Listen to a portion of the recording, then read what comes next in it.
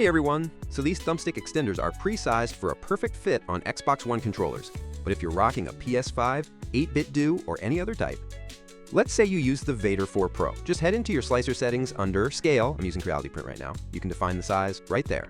For the Vader 4 Pro, set it to about 22.5 millimeters, and boom, now it fits perfectly. Feel free to scale them up or down to whatever fits your needs. I designed these using the Xbox standard as the baseline.